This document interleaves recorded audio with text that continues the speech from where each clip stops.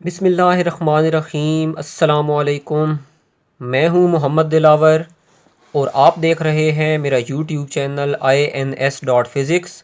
मैं उम्मीद करता हूं कि अल्लाह ताला की रहमत और फजल से आप सब खैरियत से होंगे। आज का हमारा टॉपिक है absolute potential energy, chapter number 4 first year work and energy का मोस्ट इम्पॉर्टेंट लॉन्ग क्वेश्चन है। तो मैं यही सजेस्ट करूँगा कि इस वीडियो को एंड तक देखिएगा ताकि आप एब्सोल्यूट पोटेंशियल एनर्जी का जो मतलब है और जो इसकी मैथमेटिकल इक्वेशन है उसको हम अच्छी तरह से अंडरस्टैंड कर सकें। तो आइए हम स्टार्ट करते हैं। स्टार्ट हम यहाँ से लेते हैं कि एक वर्ड है हमारे पास पोटेंशियल एनर्जी, एक वर्ड है हमारे पास एब्सोल्यूट पोटेंशियल एनर्जी। इन दोनों के अंदर आखिर डिफरेंस जो है वो कहाँ पर लाई करता है।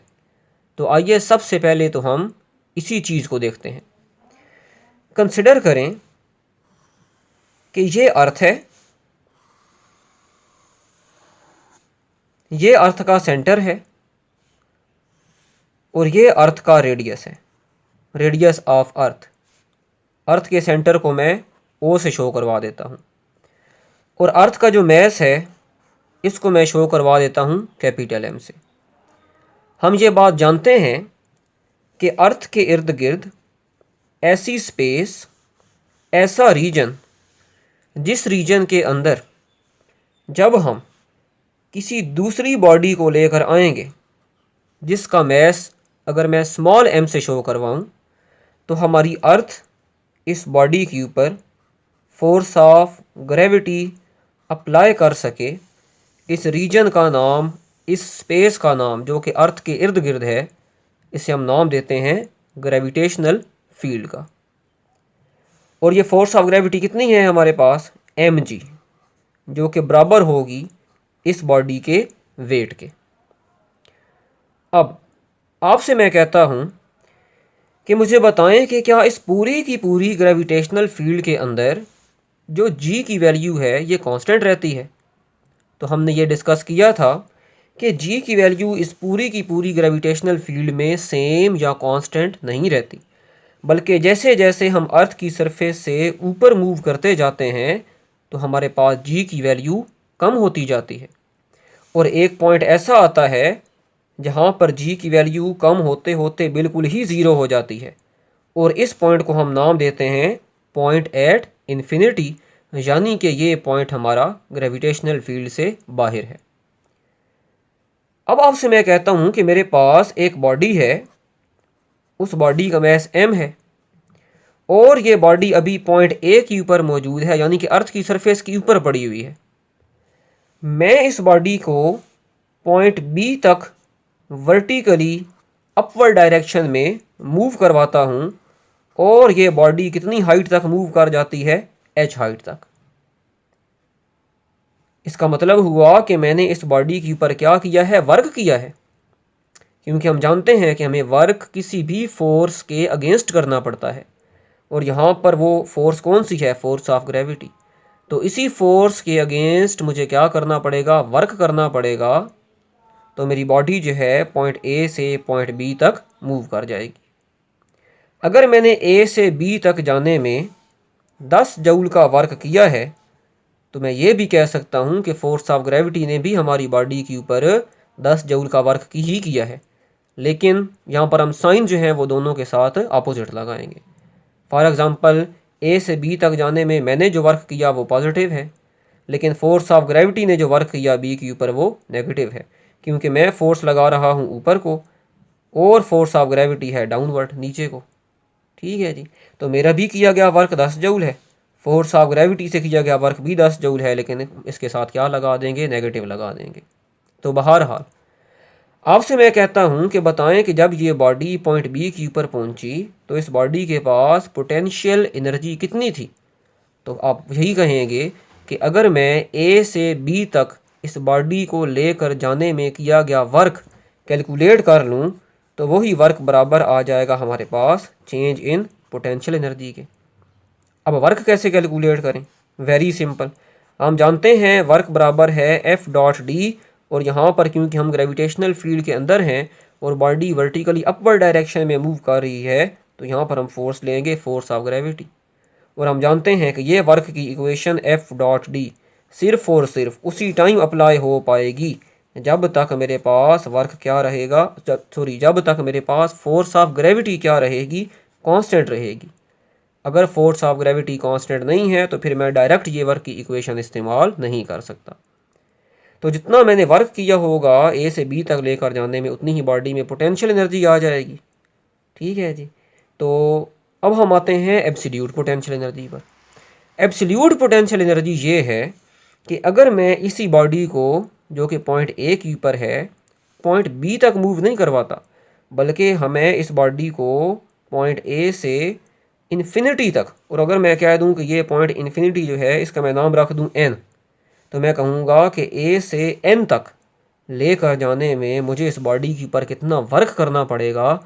जितना वर्क करना पड़ेगा उतनी ही बॉडी के अंदर पोटेंशियल एनर्जी आएगी। और अब हम उस पोटेंशियल एनर्जी को सिंपल पोटेंशियल एनर्जी नहीं बल्कि एब्सोल्यूट पोटेंशियल एनर्जी का नाम देंगे। और अब अगर मैं ए से इन्फिनिटी तक लेकर जाने में फोर्स ऑफ ग्रेविटी से किया गया वर्क इस बॉडी के ऊपर कैलकुलेट करना चाहता हूँ, तो अब मैं डायरेक्ट इस इक्वेशन को इस्तेमाल नहीं कर सकता, क्योंकि हम जानते हैं कि ए से इन्फिनिटी तक जाने में हमारे पास फोर्स ऑफ ग्रेविटी अब कांस्टेंट नहीं रहेगी। क्योंकि फोर्स ऑफ ग्रेविटी हमारे पास बराबर है G capital M small M over R square. G यहाँ पर ग्रेविटेशनल कांस्टेंट है जो कि एक यूनिवर्सल कांस्टेंट है। एम यहाँ पर हमारी अर्थ का मैस है, स्मॉल एम हमारी इस बॉडी का मैस है, और आर क्या है, आर इस बॉडी जिसका मैस एम और हमारी अर्थ, इन दोनों के सेंटर्स के दरमियान डिस्टेंस जो है वो आर है। तो जैसे जैसे बॉडी ऊपर जाएगी आर बढ़ता जाएगा, आर के बढ़ने से फोर्स ऑफ ग्रेविटी कम होती जाएगी। तो इसका मतलब हुआ कि फोर्स ऑफ ग्रेविटी यहाँ पर कांस्टेंट नहीं है। तो अगर मैं ए से इन्फिनिटी तक लेकर जाने में बॉडी के ऊपर जो वर्क मैंने किया उसको कैलकुलेट करना चाहता हूँ, तो फिर मैं कैसे कैलकुलेट करूँगा? फिर ये जो सारे का सारा पाथ होगा, इस पाथ को मैं स्मॉल स्मॉल इंटरवल्स में कन्वर्ट करूँगा, और हर इंटरवल के अंदर मेरे पास जो फोर्स है वो कांस्टेंट होगी। फिर मैं हर इंटरवल के लिए इसी फार्मूले को यूज़ करते हुए वर्क को कैलकुलेट करूँगा। तमाम इंटरवल्स के लिए कैलकुलेट किया गया वर्क उसको ऐड कर दूंगा, तो मेरे पास टोटल फोर्स ऑफ ग्रेविटी से किया गया वर्क इस बॉडी के ऊपर जो है वो आ जाएगा ए से इन्फिनिटी तक लेकर जाने में। और वही जो वर्क होगा वही मेरी बॉडी के अंदर क्या आ जाएगी, एब्सोल्यूट पोटेंशियल एनर्जी आ जाएगी। तो अब हमें एक सिंपल वर्ड जो पोटेंशियल एनर्जी है और एब्सोल्यूट पोटेंशियल एनर्जी, इन दोनों में डिफरेंस पता चल चुका है कि पोटेंशियल एनर्जी बॉडी में तब आएगी जब मैं किसी भी बॉडी को अर्थ की सरफेस से इतनी हाइट पर लेकर जाऊं कि उस हाइट तक मेरे पास जी की वैल्यू चेंज ना हो। तो जो एनर्जी बॉडी में आएगी that is simple potential energy, जिसको मैं mgh फार्मूले से कैलकुलेट करूँगा। लेकिन अगर मैं बॉडी को अर्थ की सरफेस से ऐसे पॉइंट तक लेकर जाऊं जो पॉइंट हमारा इन्फिनिटी पर है, यानी कि ग्रेविटेशनल फील्ड से बाहर है, जहां पर g इज इक्वल टू 0 है, तो फिर मुझे उस बॉडी के ऊपर कितना वर्क करना पड़ेगा, उतनी ही पोटेंशियल एनर्जी बॉडी के अंदर आएगी, और उस पोटेंशियल एनर्जी को हम नाम देंगे एब्सोल्यूट पोटेंशियल एनर्जी का। आइए अब हम डिफाइन करते हैं कि हमारे पास एब्सोल्यूट पोटेंशियल एनर्जी क्या है और हम इसको किस तरह से कैलकुलेट कर सकते हैं। तो एब्सोल्यूट पोटेंशियल एनर्जी को हम डिफाइन करते हैं work done by the force of gravity. Force of gravity से किया गया वर्क किसके ऊपर, ऑन अ बॉडी, एक बॉडी पर, इन मूविंग इट, उस बॉडी को मूव करवाने में, from surface of earth, earth की सरफेस से, टू इन्फिनिटी, इन्फिनिटी तक, where force of gravity is equal to 0, यानी कि जहाँ पर जी 0 हो जाएगा, called its absolute potential energy. यानी कि ये जो बॉडी एम है, ये बॉडी पहले यहाँ पर थी मिसाल के तौर पर अर्थ की सरफेस पर, तो अर्थ की सरफेस से इन्फिनिटी तक मूव करवाने में फोर्स ऑफ ग्रेविटी ने इस बॉडी पर कितना वर्क किया, that work is called absolute potential energy. ठीक है जी। तो अब हम यहाँ पर क्या करेंगे, क्योंकि अभी हमने डिस्कस किया कि हमारे पास फोर्स ऑफ ग्रेविटी तो कांस्टेंट नहीं रहेगी, तो फिर हम एफ डॉट डी का जो फार्मूला है इसको डायरेक्ट इस्तेमाल नहीं कर सकते। तो मैंने क्या किया कि मैंने इस पूरे के पूरे पाथ को स्मॉल स्मॉल पैचेस में कन्वर्ट कर दिया। ठीक है जी। 1 से लेकर 2 तक एक पैच है या एक इंटरवल है, और 1 और 2 ये जो इंटरवल है इसके दरमियान डिस्टेंस बहुत बहुत कम है, जिसको मैं शो करवा रहा हूँ डेल आर से। इसी तरह से 2 और 3 ये जो इंटरवल है इसके दरमियान भी डिस्टेंस बहुत कम है, जो कि डेल आर है, लेकिन है उतना ही जितना 1 और 2 में है। तो मैंने इस पूरे के पूरे पाथ को n नंबर ऑफ पैचेस के अंदर या इंटरवल्स में कन्वर्ट कर दिया, और हर इंटरवल के दरमियान जो डिस्टेंस है वो डेल आर है, जो कि बहुत ज़्यादा स्मॉल है और हर इंटरवल में बिल्कुल बराबर है।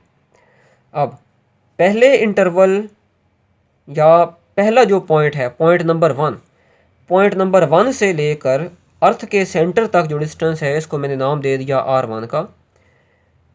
पॉइंट नंबर 2 और अर्थ के सेंटर तक जो डिस्टेंस है इसको हमने नाम दे दिया है r2 का, और 1 और 2 के दरमियान जो डिस्टेंस है इसको हमने नाम दे दिया है डेल आर का। ये हमने इसलिए किया क्योंकि अभी हमने देखा कि फोर्स ऑफ ग्रेविटी कांस्टेंट नहीं है। वो क्यों कांस्टेंट नहीं है? क्योंकि हमारे पास जो g(m) over R square R change हो रहा था। तो अगर मैं आर स्क्वायर को ही किसी तरीके से वहाँ पर चेंज कर दूँ फोर्स ऑफ ग्रेविटी के फार्मूले में, तो क्योंकि जी तो चेंज नहीं होता, ना आपके पास अर्थ का जो मैस है वो चेंज होगा, ना इस बॉडी का मैस है वो चेंज होगा, तो फिर एक ही फैक्टर है मेरे पास, बॉडी और अर्थ के सेंटर में डिस्टेंस वो चेंज हो रहा है, जिससे फोर्स ऑफ ग्रेविटी भी चेंज हो रही है। तो अगर मैं उस आर स्क्वायर को ही किसी तरीके से वहाँ से जो है वो रिमूव कर दूँ और उसको ही कांस्टेंट कर दूँ, तो मेरे पास फोर्स ऑफ ग्रेविटी भी कांस्टेंट हो जाएगी। तो इसलिए मैंने यहाँ पर अपने पाथ को डिफरेंट इंटरवल्स के अंदर जो है वो कन्वर्ट किया है। और एक और पॉइंट हमने लिया है यहाँ पर, और वो पॉइंट कौन सा है? पॉइंट नंबर 1 और पॉइंट नंबर 2 के बिल्कुल दरमियान से अर्थ के सेंटर तक हमने एक और डिस्टेंस लिया है, जिसको हमने नाम दिया है आर का। ठीक है जी। आइए अब हम अगली जो है अपनी डेरिवेशन पर जाते हैं। एक्सप्लेनेशन आप यहाँ से रीड कर सकते हैं। जो मैंने यहाँ पर बोला है और जो मैंने बताया है एक्सप्लेनेशन में, मैंने उन्हीं चीज़ों को सेंटेंस या पॉइंट्स की फॉर्म में जो है वो लिख दिया है जी। तो अब हम आते हैं एब्सोल्यूट पोटेंशियल एनर्जी की डेरिवेशन पर। कैपिटल एम यहाँ पर अर्थ के मैस को शो करवा रहा है, जो कि इतना है। आर यहाँ पर अर्थ के रेडियस को शो करवा रहा है, जो कि इतना है।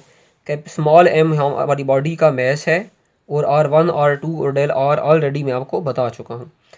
अब हम जानते हैं कि force of gravity dot displacement work है, और force of gravity according to Newton's law of gravitation G capital M small M over R square into D है, और अगेन g(m)m कांस्टेंट है, जबकि r ये चेंज हो रहा है। जैसे जैसे बॉडी को हम ऊपर लेकर जा रहे हैं, बॉडी और अर्थ में जो डिस्टेंस स्मॉल r है वो चेंज हो रहा है। इसी r के चेंज होने की वजह से फोर्स ऑफ ग्रेविटी कांस्टेंट नहीं हो रही। तो इसका मतलब हुआ कि सबसे पहले तो मैं यहाँ पर इस आर स्क्वायर की एक कैलकुलेशन करूँगा, और मैं इस आर स्क्वायर को यहाँ पर कांस्टेंट बनाऊँगा, ताकि मेरे पास फोर्स ऑफ ग्रेविटी कांस्टेंट रह सके और मैं हर इंटरवल के लिए वर्क जो है वो कैलकुलेट कर सकूँ। तो आर स्क्वायर की कैलकुलेशन हम कैसे करेंगे? अभी आपने डायग्राम में देखा कि हमारे पास जो डेल आर है वो किसके बराबर था। यहाँ से अगर आप डायग्राम से थोड़ा गौर से देखें, तो अगर मैं R2 में से R1 को माइनस कर दूं तो वो किसके बराबर आ जाएगा? डेल आर के। तो यही मैंने किया है यहाँ पर, del R is equal to R2 minus R1, या R2 यहाँ से आ जाएगा डेल आर प्लस 1। और ये R कितना है? ये R हमारे पास होगा R1 plus R2 divided by 2। क्यों? क्योंकि अगर मैं आपसे कहूँ कि एक नंबर मेरे पास 4 है, एक नंबर मेरे पास 8 है, तो बताएं इन दोनों के दरमियान में कौन सा नंबर होगा? तो आप कहेंगे 4 प्लस 8 डिवाइडेड बाई 2, 8 और 4 ये मेरे पास हो गया 12 डिवाइडेड बाई 2, तो ये मेरे पास आंसर आया 6। इसका मतलब हुआ 4 और 8 के बिल्कुल दरमियान में कौन सा नंबर है? 6 है। तो क्योंकि यहाँ से हम ये डिस्टेंस ले रहे हैं 1 और 2 के बिल्कुल सेंटर से, तो फिर मैं R1 R2 को ऐड करके 2 पर डिवाइड करूँगा, तो मेरे पास स्मॉल r की जो है वो वैल्यू आ जाएगी। तो ये मेरे पास आ गया यहाँ से स्मॉल r। अब मैंने क्या किया, ये R2 की वैल्यू यहाँ पर पुट कर दी है। ये देखें यहाँ पर R1 प्लस R1 2R1, तो मेरे पास ये इक्वेशन बन गई। 2 से अलग अलग डिवाइड कर दिया तो ये चीज़ रह गई। अब हमें तो वैल्यू चाहिए आर स्क्वायर की, तो हमने दोनों साइड्स पर स्क्वायर ले लिया।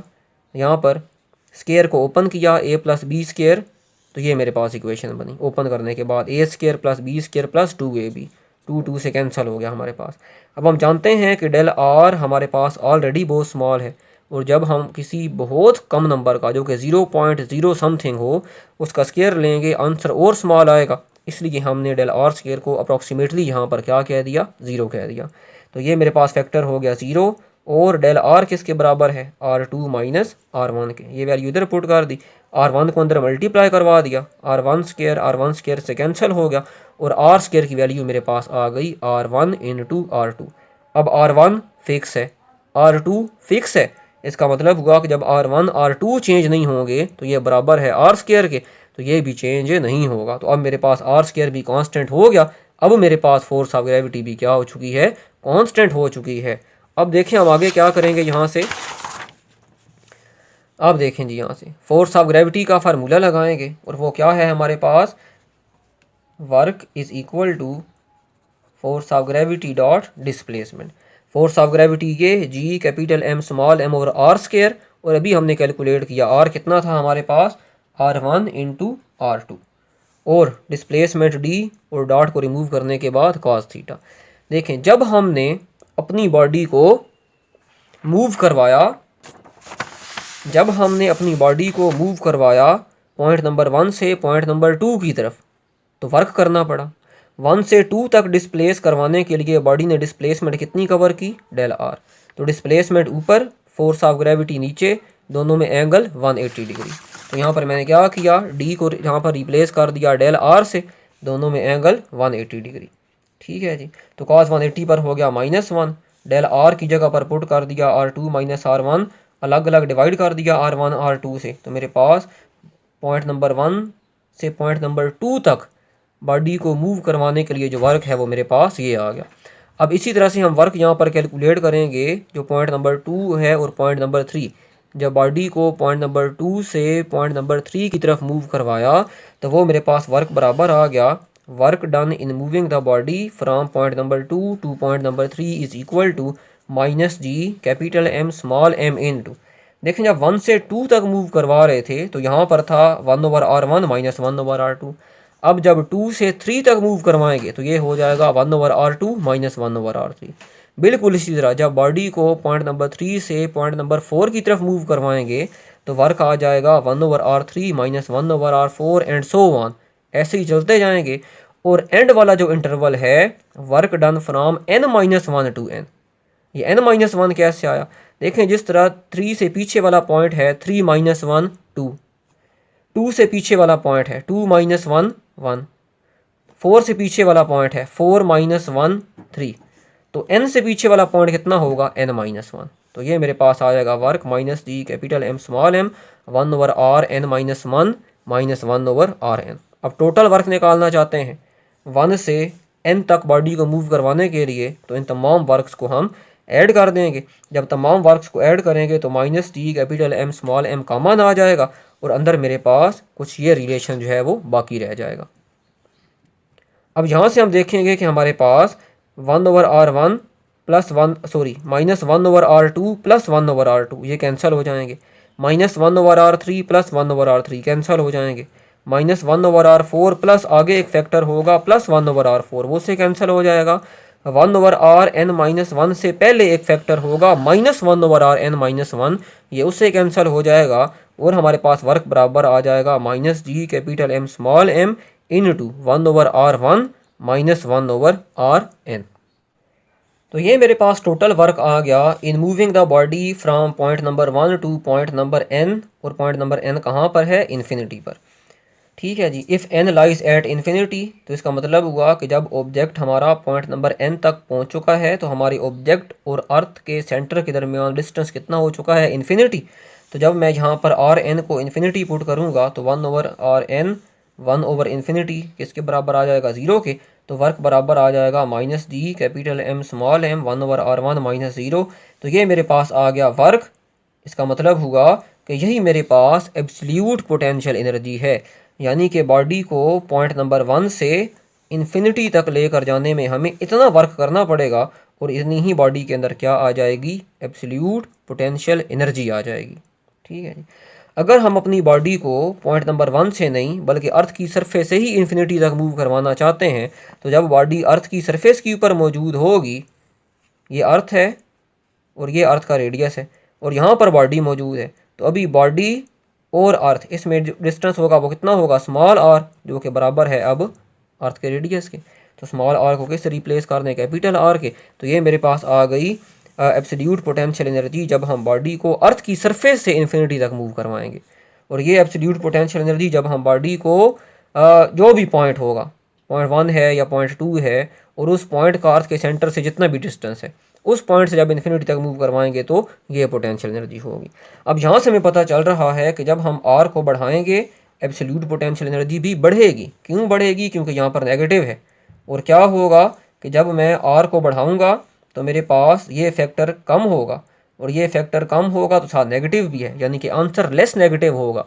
और जब आंसर लेस नेगेटिव होगा तो मतलब मेरे पास पोटेंशियल एनर्जी बढ़ रही है। तो आर को बढ़ाने से एब्सोल्यूट पोटेंशियल एनर्जी भी हमारे पास क्या होगा, बढ़ेगी। बिल्कुल इसी तरह से जब मैं आर को कम करूँगा तो ये जो फैक्टर है इसका आंसर बड़ा आएगा, और यहाँ पर नेगेटिव है, मतलब हमारा जो आंसर आ रहा है वो मोर नेगेटिव आ रहा है। और मोर नेगेटिव का मतलब आंसर कम हो रहा है, सो पोटेंशियल एनर्जी यहाँ पर कम होगी। और जब आर बराबर हो जाएगा इन्फिनिटी के, यानी कि ग्रेविटेशनल फील्ड से बाहर जा चुके हैं, पॉइंट एन पर जा चुके हैं, तो फिर मेरे पास जो पोटेंशियल एनर्जी है वो ज़ीरो आ जाएगी।